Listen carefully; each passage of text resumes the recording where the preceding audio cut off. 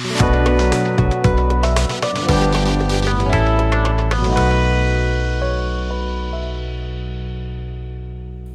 everyone, this is Boost Career Today, and today we have someone that I personally am a big fan of myself, Hal Kreisel.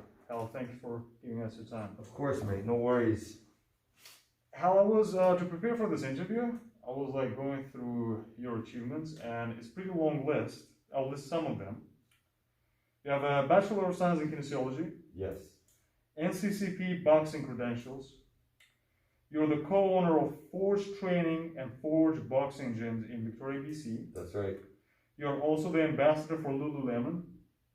And I can go on and on and on about your achievements, but if you were to summarize like in one sentence who you are, how would you do that?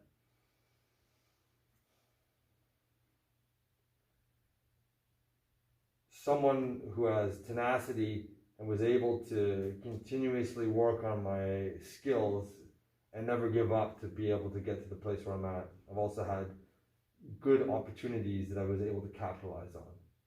That's perfect. I love it. And I think talking about tenacity, we'll touch martial arts. Yes. What was your journey like into the world of martial arts?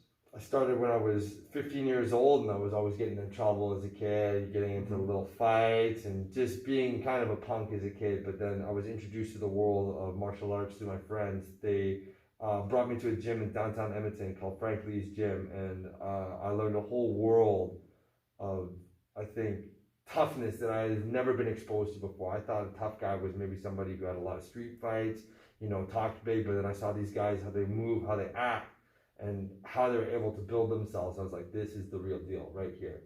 And I was, after that point, hooked for, 19 years. 19 years? 19 years now. That's 20 years. I just turned 35. 20 that is years insane. now. So you got in when you were 15. That's right. And you never looked back. Never looked back. How did, I mean, 15 is a very young age, right? Yes. As a teenager at that point, how did your family react? Because this is a very, very rough sport. They were not particularly impressed, I don't think. They didn't like that I was getting involved with, you know, something that could really injure you, and, you know, they didn't like maybe that I get hit in the head or that I hit other people.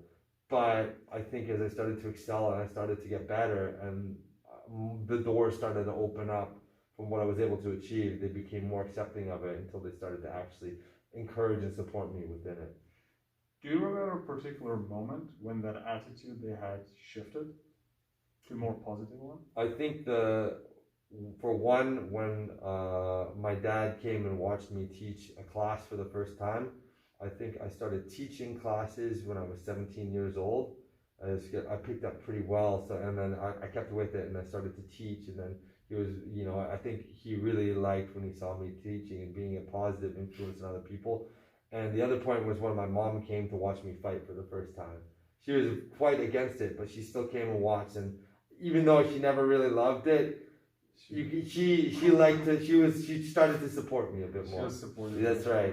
Yeah. That's fantastic. And I think martial arts in general, and I just have a taste of it a little bit. You know, I can see how rough it is as a sport, and I think many fighters at different point in their life can have a feeling that they're thinking about giving up. Have you ever thought about giving up? And if you did, how did you manage that to still stick to what you do and be successful pretty much? Absolutely. Like many times, I think the hard thing about martial arts that a lot of people don't realize is how hard it is physically and mentally, and how if you get hit in the head a lot, or if you get a really tough injury, how much it affects you both physically and mentally and emotionally. And it gets you very down. You can get very depressed, especially if you can't do what you love and you start to lose, or maybe you get injured and, you know, you can't train and do how you like to do it. And all of a sudden that eats on you and you think maybe I should throw it in. And it's happened to me many times. It happened to me during my fight career. It's happened to me during my coaching career. And I've always been able to continue to push forward with it, simply because it's very much a part of me, and the fighter's ethos is to never give up. And in that regard, I've always tried to find a way that I can continue to do what I love, even if it's maybe not going and fighting in Thailand, but I can still train, and I can train other people. And maybe if I'm a little bit banged up and injured, I use something different, and I just do something a little bit different to allow me to not get hurt and to still train. And I think talking about never giving up and stuff, it's also important to mention that you were studying. You like going to school. There's a newspaper extract in the back of this gym that says, it literally says when I was reading it, that you were going through exams when you were competing in kickboxing, I think. That's right, yes. How did you balance that? Because I just graduated. I know how hard it is to study, but you were competing in that time. Like, well, how did you balance that life?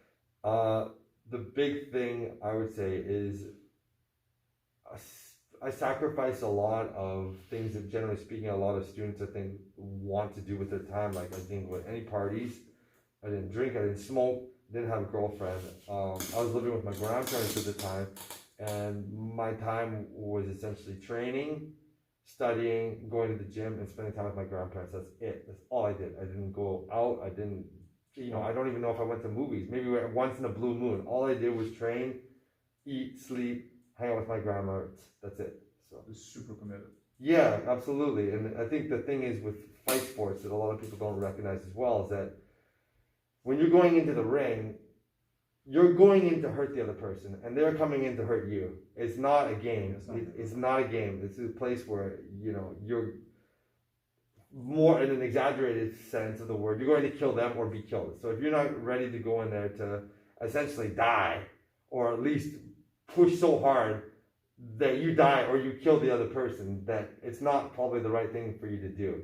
So if you don't have that mentality, you're probably not going to do well in the ring, but at the same token, you might get hurt. So in many ways, that was very scary. And my fear of losing or getting injured or really propelled me to continue to train. So if I was tired maybe, or if I had a test, I still go for a run because I'm scared that I'm not going to have cardio. Oh yeah. You emphasize a lot on cardio. I know that, and that's very useful. And I think you're talking about that this not being a game. We feel that even in sparring, because you realize you can hurt somebody. So you have to be very respectful and calm, careful with your training partners. And one question I have for you is, we live in this really weird time where everybody wants to be a fighter. So we see that today with Paul brothers, right? So these guys come from YouTube, Disney, whatever, and they fight professionals. Floyd Mayweather, Ben Askren. This will bring new wave of fans or new wave of teenagers to your gym, maybe, that will want to be fighters. What is one word that you would like to tell them? Those new wave of fans that think that they can make it in the sport. Do you think they should pursue? Do you think they should test themselves first if it's for them or not? Because I think too many people might think that they're fighters when they're not necessarily made for that. I think that you'll know very soon if you are in the right sport or not. People, I think, again, the fighting is such an alluring element where you see the fighter, you see the beautiful body, you see the indomitable spirit, you see them cut and keep going. But until you actually feel those feelings, until you feel your nose get broken, until you feel what is a powerful shot hitting the side of your jaw, right? You don't quite know. You think you know until you actually get hit, and then you're like, oh, okay, do I really like this or not? You get bang, and then you start to bleed in the gym, and then you have to take a second off because you're like, holy fuck, I just got beat up. Do you like that feeling? Do you want more of that feeling? Do you want to get up from that feeling? Can you continue to fight and train against that? Then you'll know if you're in the right sport or not. A lot of the times, people spar once. It's like, oh, this is definitely where I want to be, or this is definitely not where I want to be. They love the training. The training is one thing. You come in, you hit pads, you hit the bag, you have fun, you sweat. Fighting is an entirely different thing. When somebody is looking at you like they want to hurt you, it's like, how do you react? Do you like that? Do you like pushing it back against them? And there's only a certain amount of people that I think really can get down with that. And talking about that, like, is it for you? Is it not for you? I think there's also a financial part to it, right? You being a martial artist, you had a huge number of different other martial artists that you have trained with. I think one of the most notable ones is Gabriel Varga. I heard you have very close relationships with him. He is a world champion in Bellator kickboxing, as far as I know, a former world champion. And so he's a very successful example. What do you think separates those people that can make a living out of it from those that can't really support themselves from fighting? There's a couple of factors, and this I think about this a lot because it's not easy. I was able to get to just entering into the pro area, right? Like a top amateur, enter into the pros and fight pro for a bit and fight some very good fighters too. I was very lucky to fight some good fighters. And there's a lot of reasons why I wasn't able to get it to the top level. One of them was just being physically tough enough. Like, your body has to be made of a lot stronger stuff than the average person. Like, I'm a good fighter, but I'm just not physically as tough as some of the other people that are into that top pro area, right? And there's not to say that I couldn't have done better at being a more conditioned athlete, but there's definitely a couple of different elements that make a person the top level. Number one, the genetic component. You have to actually be a really well-built individual. You can't just be nobody off the street and make it as a fighter unless you have something special. Number two, you have to have essentially the mindset to be able to do it.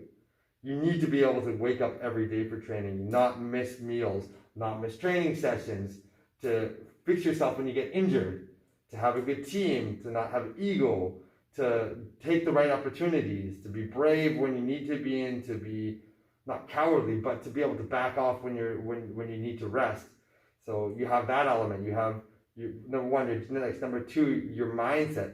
And number two is the ability to actually go and make it happen and have the opportunities at the right place at the right time. So you have a lot of people that, maybe they have all of the genetic capability, they have all of the mindset, they have the body, they have the mind, they don't get the right opportunities, or maybe they get injured, or maybe they get unlucky, maybe they lose against somebody, maybe they're not as charismatic as some of the other people. So there is definitely kind of a luck in being at the right place at the right time side of it. But the controllable side of things is your ability to train your body and to train your mind and to allow the best possible circumstances to be in your forefront to be able to go and pursue that career. It's not easy.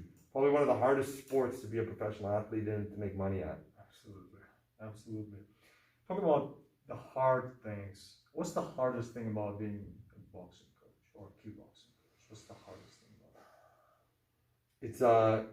It's very hard on your body, ironically, like holding pads a lot, and you have to give a lot of energy to people to be able to bring it out of them, and you spend a lot of time trying to build people up. It takes a lot of your energy and your time, and you have to have a very big passion for it. It's hard on the body sometimes, holding pads all the time, sometimes not training or training people when you want to. And I think that the commitment and the time element to it is probably the biggest one. But I've been lucky to be able to have a career for the most part of it, as well as being a part of the gym here, and to work within the full facility of Forge, the weightlifting gym as well. So it's a big commitment, and it's not easy, but I'm happy that I was able to do it. And I think the trade-off absolutely is the amount of time that you need to do to make it worthwhile and to actually make a bit of money from it. And number two is it's harder on the body than you think sometimes. What's the best thing? The transitions and the transformations that you see of people. You see people that maybe never had the opportunity to become tough or strong, and they become strong and they surprise you. And you have people that change their entire lives around, people that were maybe not fit before, and now they're like, oh, like not only are they fit, but they're confident. They could fight if they wanted to, right? And sometimes you have people that maybe, you had no idea about that they couldn't put their left foot in front of the right. Now they're competitive. They can actually be a fighter. And that was for me. I was not necessarily gifted, but I was able to continue to train, given the right opportunities, have good mentors, have good coaches. And I was able to become a fighter, and I was very lucky to be able to have that opportunity. So it's possible. It's very possible. Now let's talk a little bit about Forge. You being a co-owner, what do you think helped Forge to remain successful despite the pandemic? We have a very, very, very strong community here, and we have a lot of people that work together that want to have the gym open and to come and train together. And beyond anything else, we were able to have people that were cooperative and were able to come in and train despite the regulations, just because they wanted to be with like-minded people. And that lies a lot on our ability to have a community that people feel comfortable, safe, and they want to be a part of. This isn't a meathead gym. This isn't a prove yourself type of gym. It's a place where people come to grow and to become stronger. And that is the main reason why we were able to keep open during COVID and to keep strong during COVID, is because we have the group of like-minded people that wanted to continue to be active and to do it in a way that followed the regulations. So we're very lucky in that regard. So there might be people watching this that are worldwide. As you know, I'm not from Canada, so some following can be from other countries. What tips would you give to, maybe generic tips to the gym owners to adapt to this changed environment, like to this new environment with COVID? What advice would you give? Tips, maybe. Try to remain apolitical, number one. Number two, work within the regulations that you have in your given province and country. Number three, build a community of people that want to be in your gym and that are keen to live and play by the rules that you set, and to be compassionate to people as to what their goals are and what they need to do, and to listen to their concerns, because not a lot of people are comfortable to come to the gym right now. And I think it's very easy to be a young man who's like no health issues, to be like, COVID, I don't care about that, it's not gonna hurt me. But there's a lot of people that are actually concerned about it, right? And thankfully the pandemic seems to be coming close to an end, but generally speaking, there's a lot of people that were very uncomfortable coming to the gym given the peak of it. So by creating an environment that made people feel like, I'm probably going to be safe here, it was really useful for us, as opposed to being like, no problem, we don't care about it, because it's probably not going to affect young guys like us. But by making it safe for people that maybe are in their 50s, 60s, 70s, maybe they have health issues, they're happy to come here and train. Do you think, and this is still going on, right? This pandemic's still not over. Mm-hmm.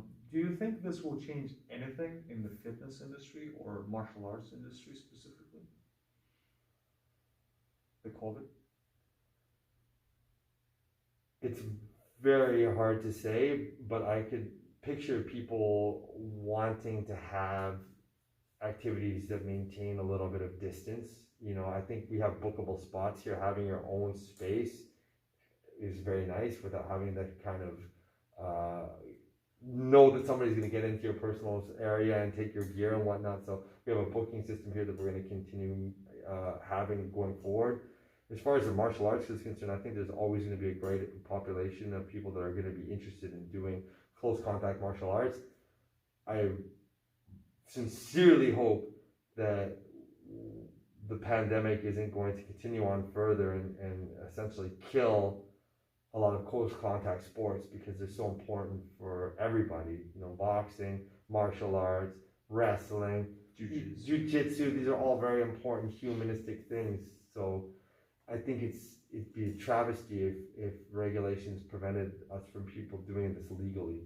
That being said, I think there's going to be a huge uptick on people's sort of ability or sort of watchfulness and mindfulness about staying healthy. I don't think people are going to go train jiu-jitsu or go to the gym when they're sick, or come to kickboxing when they're sick. And I think that people, if they are sick, they're going to say like, no, go home. Like, nobody wants to get sick anymore. And I think that's what the pandemic showed, is that if you're sick, you're not feeling well, it's like, go home, you can't train right now, right? Totally changed that environment. For everything. Returning back to training, like training here, I've seen you sometimes, your son would come over here as well. So becoming a dad, right? You're a young dad. Do you think it changed anything in the way you coach? I think it's changing me to want to be, try to be a father to other people in the gym.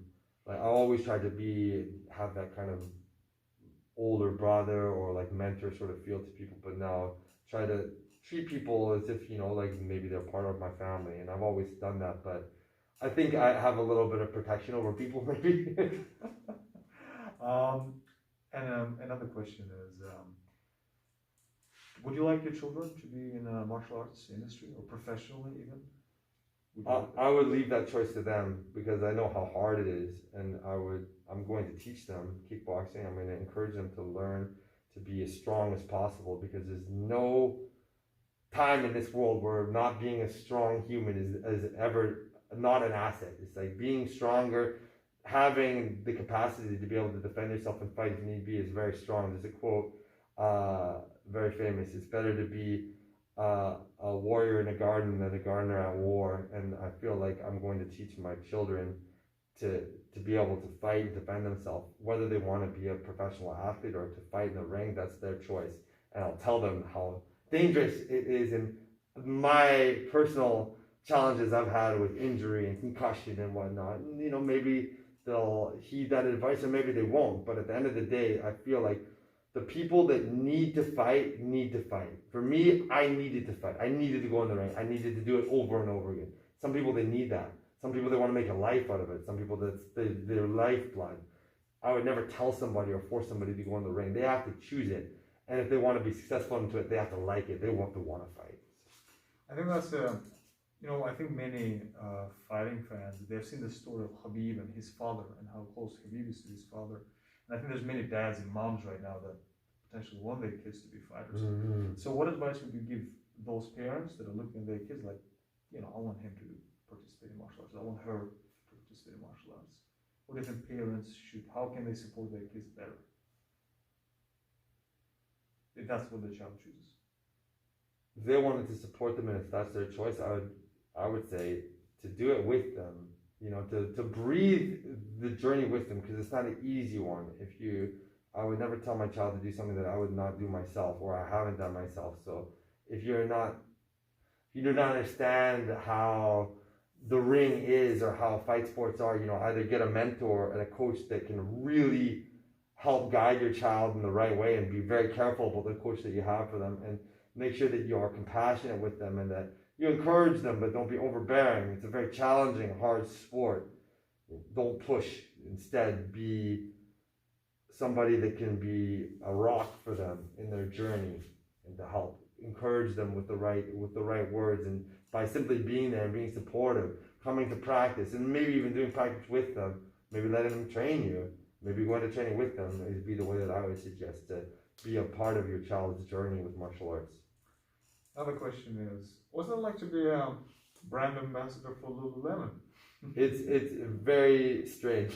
I never pictured myself to be a brand ambassador for anybody, let alone Lululemon, but the reason why I am is because there's a lot of friends that I have that work for the company, and they are very good people, and they treat all of the employees very well, and they say, hey, do you want to be a part of our culture? You get to help people within the community. We'll give you opportunities to help within the community. And I'm like, yeah, sure, let's do it.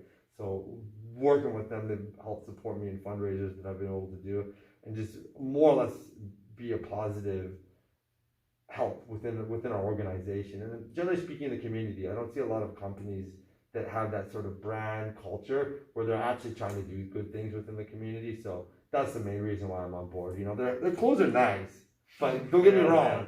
But it's more about being able to help within the community. Absolutely. And as the last thing to wrap up the interview about helping the community, some words of encouragement for maybe fighters or people in the fitness industry that are a bit upset about COVID and pandemic. Maybe something you can tell them. It's always going to be hard. It's just a matter of how you decide you're going to deal with that hardness. Are you going to fall or are you going to get up? And it's so overused, but simply never give up. It's the easiest advice to live by, right? As long as you're picking something that you should be continuing to fight for, that's worth fighting for, that's the correct thing to fight for, never give up, right? If you're fighting the good fight, never give up. Now, if you're fighting the good fight or not is another question entirely, but pick the correct fight and never give up. That's yeah. I love it. Thank you, Hal. Thank you very much. It was an honor to have you. Appreciate us. Thank you, everybody. Make sure you follow us on Instagram. You put a like on YouTube, Instagram. I would add the handle to Forge Training and Forge Boxing so you can follow them. And you can always reach out to Hal. What's your Instagram handle, Hal? I'm Hal_Kreisel at Instagram. For any advice, any tips, any basics on kickboxing, Muay Thai, boxing, and powerlifting. You can ask Hal Kreisel. Thank you, everybody. Have a good day.